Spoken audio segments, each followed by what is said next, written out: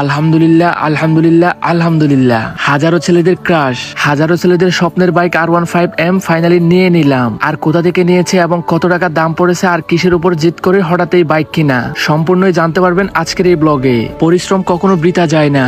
আল্লাহর উপর বিশ্বাস এবং সঠিক পথে পরিশ্রম করলে আপনি সফল একদিন ঠিকই হবেন। আপনার সব স্বপ্ন একদিন আপনি ঠিকই পূরণ করতে পারবেন। আজ থেকে 2 বছর আগে আমার কিছুই ছিল না, ইভেন আমাকে কেউ চিনতও না, অথচ আজ হাজার হাজার মানুষ আমাকে ভালোবাসে, লাখ লাখ মানুষ আমাকে ফলো করে, ইভেন কোথাও গেলে আমাকে সম্মান করে।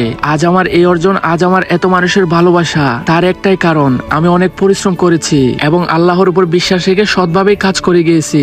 আজ থেকে 1.5 বছর আগে প্রিয় মানুষের ছেড়ে চলে যাওয়া এবং সবসময় বন্ধুদের সামনে অপমানিত হওয়া, শত শতবার ব্যর্থ হওয়া আমার ভিতরে ক্ষোভ এবং জিদ সৃষ্টি করেছে। আর একদিন ওই মানুষগুলারে দেখানোর জন্য আজ আমার এত পরিশ্রম, আজ আমার এত স্ট্রাগল। সফল একদিন না একদিন ঠিকই হবই। আর সফল হওয়ার পর সেদিনে ছেড়ে যাওয়া মানুষটার সামনে একদিন উজ্জ্বল পাত্র হয়ে দাঁড়াবো। তো যাই হোক, এবার ফার্স্ট থেকে শুরু করি। মূলত আমি বিকাল 3:30টায় বাইর হয়েছি বাইকের শোরুমে যাওয়ার উদ্দেশ্যে। আর আমার বড় ভাই হচ্ছে একটা কাজে গেছিল, ওখান থেকে হচ্ছে ওই শোরুম আসবে। ইভেন বড় ভাইয়ের সাথে আরো কিছু ভাই ব্রাদার ছিল, ওনারাও আসবে। আর আমি এখান থেকে যাচ্ছিলাম হচ্ছে আমার সাথে সবসময় যে ক্যামেরাম্যান ছোট ভাইটা থাকে ওকে নিয়ে। তো এখানে মেন রোডে দাঁড়িয়ে হচ্ছে একটা গাড়ি খুঁজতেছিলাম। আর গাড়িতে উঠে আস্তে আস্তে ফাইনালি চলে এসেছি সেই বাইকের শোরুমে। আর কোন শোরুমে ঢুকলাম এবং এই শোরুমের নাম কি সবকিছু হচ্ছে জানতে পারবেন ব্লগের শেষে। তো এরপরে হচ্ছে শোরুমে ঢুকলাম আর ঢুকে দেখতেছি আমার ভাই এখানে আমার জন্য আগে থেকে ওয়েট করতেছে। এরপর হচ্ছে আমি আমার এনআইডি কার্ডটা এনে ভাইয়ের হাতে দিলাম, কারণ বাইক যেহেতু কিনবো অবশ্যই আমার এনআইডি কার্ড লাগবো। তারপর হচ্ছে ওনাদের শোরুমের ডিসপ্লেতে থাকা বাইকগুলো দেখতেছিলাম কোনটা পছন্দ হয়, যদিও আমি বাইক কোনটা নিবে এটা আগে থেকে সিলেক্ট করে আসছি। তারপরে শোরুমে ঢুকছি যেহেতু এখান থেকে একটু দেখতেছিলাম। আর তাদের শোরুমে হচ্ছে বাইকগুলো ডিসপ্লেতে খুব সুন্দরভাবে সাজিয়ে রেখেছে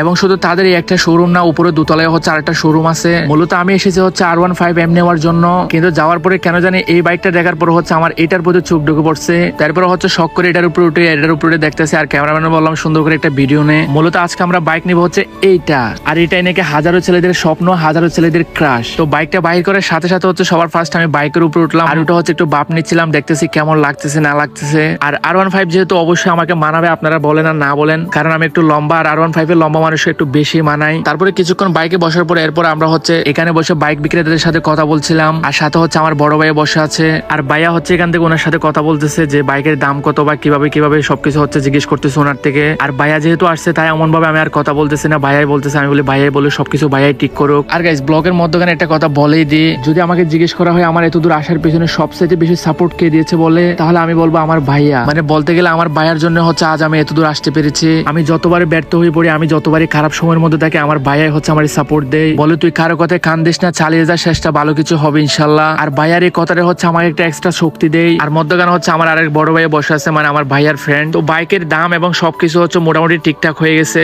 আর ভাইয়ার এখান থেকে কথা বলছে, তারপরে আমি উঠে হচ্ছে যাচ্ছিলাম তাদের সার্ভিসিং রুমের ওখানে। আর এটা হচ্ছে তাদের সার্ভিসিং রুম। আপনারা যে কোনো ধরনের বাইক বলেন বা নতুন বাইক যেটাই হোক, যে কোনো সমস্যা থাকলে তারা কম্পিউটারের মাধ্যমে চেক দিয়ে হচ্ছে সবকিছু ঠিকঠাক করে দেয়। এটা হচ্ছে তাদের অফিসিয়াল ইয়ামাহা শোরুম। আর এখানে আপনারা পেয়ে যাবেন ইয়ামাহার যে কোনো মডেলের বাইক, যে কোনো ভার্সনের বাইক। আর গাড়ি যেহেতু প্রায় কিনা হয়ে গেছে তাই এখান থেকে হচ্ছে আমাদের গাড়িটা কাজটা করে দিচ্ছিল, কারণ একটু পরে হচ্ছে আমরা বাইকটা বাসা নিয়ে যাব। আর আমি বাইকটার এপাশ ওপাশ হচ্ছে চারদিকে ধরে দেখতেছিলাম। আর আমার কেন জানি নেওয়ার পর একটু আনাজি লাগতেছিল, এই যে তিনটা ছোট ছোট দাগ দেখতেছেন, এই দাগগুলো কেমন জানি আমার একটু অন্যরকম লাগছে। তো যাই হোক, পরে মডিফাই করে ঠিক করে নিবে, ব্যাপার না। তো এরপরে এবার যাচ্ছে হচ্ছে তাদের দুতলার এখানে। তাদের দুতলায় নাকি অনেক বড় একটা শোরুম আছে। আর সিঁড়ি দিয়ে উপরে উঠতেছিলাম, আর উপরে উঠে মাত্র হঠাৎ দেখা হয়েছে আমার একটা ভাইয়ের সাথে। তারপরে ডুইকা হচ্ছে আমার ভাইয়ের সাথে একটু হাত মিলাইলাম, উনি হচ্ছে মূলত এই শোরুমের মধ্যে জব করে। তারপরে হেঁটে হেঁটে হচ্ছে দুতলার শোরুমের মধ্যে ঢুকলাম। আর দেখেন এখানেই পড়ে আছে হাজার হাজার ছেলেদের স্বপ্ন, হাজার হাজার ছেলেদের ইমোশন। আর দেখেন এখানে বাইকের কোনো অভাব নেই, মানে তাদের স্টক একদম অ্যাভেলেবল। আমি ওটাতে ঢুকে হচ্ছে চারিদিকে দেখতেছিলাম আর ভাবতেছি হাজার হাজার ছেলের এই বাইকগুলোর জন্য প্রতিনিয়ত কান্না করে, সবসময় স্বপ্ন দেখে এরকম একটা বাইক কখন কিনতে পারবো, কখন কিনতে পারবো। তো যাই হোক, তারপর ওখান থেকে বাইরে হচ্ছে আর একটু সামনের দিকে যাচ্ছিলাম। তো আমি আছে হচ্ছে তাদের শোরুমের দোতলার মধ্যেই। আর দোতলার ওখান থেকে দেখে হচ্ছে তারপর আসলাম আরেকটা সেক্টরের মধ্যে।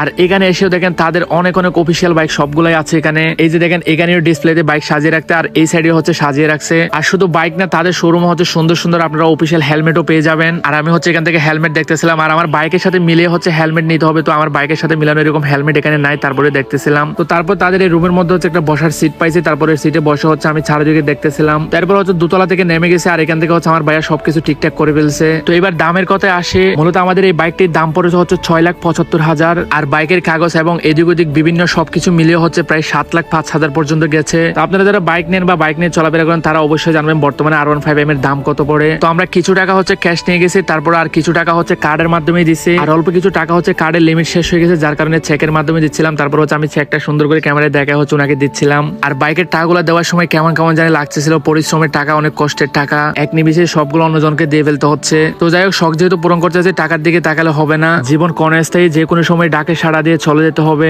তাই দুনিয়াতে থাকতে হচ্ছে শখ পূরণ করে নেওয়া ভালো। তো বাইকের টাকা পে করে তারপর হচ্ছে এখান থেকে আমার একটা সিগনেচার করতে বলছিল, তারপর এখান থেকে বসে একটা সিগনেচার করতেছিলাম, আর আমার ভাইয়া হচ্ছে ওই পাশে বসে আছিল। আর সিগনেচার করার এসে বাইকটাকে আমরা নিয়ে আসলাম ফাইনাল একটা জায়গার মধ্যে। এই জায়গাটার মধ্যে হচ্ছে বাইক রিভিউ করে, বাইক আনবক্সিং করে। তো এই জায়গার মধ্যে বাইকটা এনে হচ্ছে বাইকের মধ্যে একটা কাপড় দিচ্ছ, মানে ওনাদের শোরুম থেকে আমার থেকে একটা রিভিউ নেবেন, এনে বাইকটা নিয়ে আমার অনুভূতি এগুলো জানতে চাইবে। আর প্লাস হচ্ছে আমরা একটা বাইক সুন্দর করে আনবক্সিং করবো। তারপর উনি এখান থেকে কাপড়টা দিয়ে আমার থেকে বাইকের রিভিউ নিচ্ছিল, তারপর আমি আমার মনের অনুভূতিটা জানালাম। তো এরপর হচ্ছে বাইকের উপর থেকে কাপড়টা সরাই হচ্ছে ভিডিওর মধ্যে বাইকটা একটু আনবক্সিং করলাম। আর এরপরে সব শেষে হচ্ছে একটা চাবি দিয়েছিল, চাবি দিয়ে হচ্ছে এখান থেকে কয়েকটা ছবি আর ব্লগের ক্লিপস নিচ্ছিলাম। আর সেই সাথে হচ্ছে ভাইয়া এবং ভাইয়ার বন্ধুদেরকে ডেকে হচ্ছে এখান থেকে চাবিটা হাতে নিয়ে ছবি তুলতেছিলাম। তো টাকা পয়সা সব দেওয়া শেষ, আর এখান থেকে আমি বাইকটা আবার একটু সুন্দরভাবে দেখতেছিলাম কেনার পরেও। তো এখন একদম ইফতারের টাইম হয়ে গেছে, আমরা প্রায় এই শোরুমের মধ্যে 3 ঘন্টা পর্যন্ত ছিলাম। আর এই এত বড় শোরুমের মালিক হচ্ছে মূলত উনি। উনি নাকি রেগুলার আমার ব্লগ দেখে, আর সেই জায়গা থেকে হচ্ছে আমাদের বাইক নেওয়ার সময় অনেকটা ডিসকাউন্ট দিয়েছিল ভাইয়াটা। আর ভাইয়ার সাথে হচ্ছে এখান থেকে কথা বলতেছিলাম, আর ভাইয়াদের পেজটা নিচ্ছিলাম, কারণ ব্লগ যেহেতু ছাড়বো ওনাদের পেজটা মেনশন করে দিতে হবে। আর এইবার আসে এই বাইকের শোরুমের লোকেশন সম্পর্কে।